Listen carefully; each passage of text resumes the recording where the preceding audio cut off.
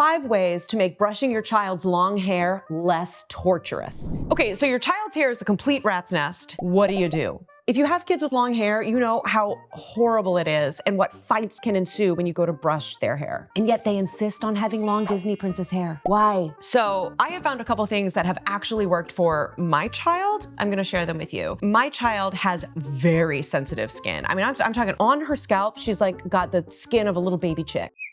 However, her hair is this coarse, thick, curly, long white girl hair. So that's what I'm speaking to. If your child has another kind of hair, I don't know that this will work for you, but maybe it will. The role of my child is going to be played by pantsless, blue-haired Barbie. If you held a gun to my head right now and said, where are her pants? I do not know the answer. As a kid, when my mom went to brush my hair, even though I had pretty fine hair, it felt like she was ripping my scalp off. Like she was taking the brush and literally pulling the skin and all of the hair out of my head. And so I imagine that's also what my kid is going through. Just they have sensitive scalps and they're wusses, let's be honest. Little kids are just big old fat wusses. We used to go through these tantrums. We would sit down to brush the hair and she would lose her mind. Every brush was just screaming pain and I'm feeling terrible, and then before you know it, we're both crying. So I came up with some things that worked for us so that we both can sleep better at night and hate each other a little less in the moment. Number 1, let them choose where they want to be for the brushing. Gives them the sense of kind of ownership, like, oh yeah, I get to make a choice in this. Where do I want to be? Usually she will choose the living room in front of the TV. Number 2, have a distraction. You may be a screen-free home.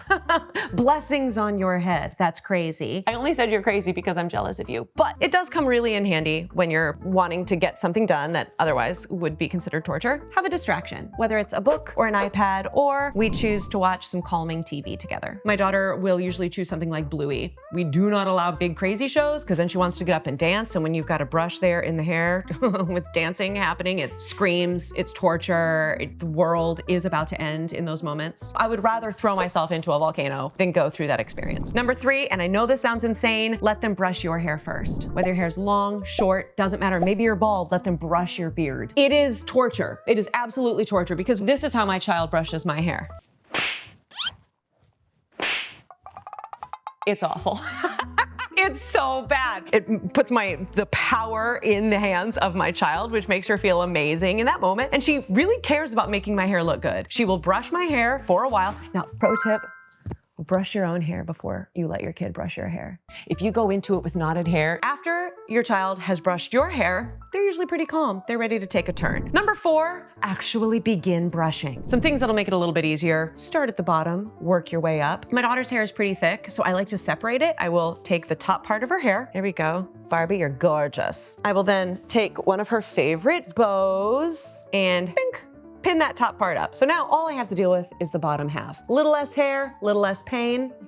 That's the hope. Here we go, we do this. And while she's watching the show, I'm just brushing. Start from the ends and work your way up. Oh good, look, you're doing great. At some point she's gonna go, I need a break. And we do, we talk ahead of time. Let me know when you need a break. If you need a break, that's fine, we'll take a break. I would rather take a break and have it take longer than force my way through it and have it end up in a tantrum. Once a tantrum starts, regaining control is nearly impossible. After we've got the bottom part, I'm gonna take this off. Oh, we can crack a joke, look at this. How does mommy look? And she's like, haha, mommy, you're so funny. Or even better, dad, bring dad over, put this in his beard. Oh my gosh, come on, renewed. Everyone's soul is happy, especially dad. All right, so we've got that bow's gone. Now we've got the top part. Boom, boom, boom. She's like, I need another break. Okay, another hint. Do you wanna brush mommy's hair again for a second? Of course I do, I would love to hurt you. So of course she gets back, she brushes my hair more. We sit back down, we get the top part, there we go. Now we're great. Nighttime, bedtime, but guess what? She goes to bed with it like this, she wakes up in the morning, it's like no brushing ever happened. Number 5, if you want it to actually last, braid it so that in the morning your work hasn't been completely ruined. Kids sleep like sweaty monsters, so if you don't want it to be ruined by the morning, you're gonna wanna braid the hair. Protect your work, save your work. It's like clicking save on your document. Braid it to keep it contained, that it can't get into that rat's nest again as she drools and tosses and turns and scrapes her hair all over inside of her sheets. There we go. The end.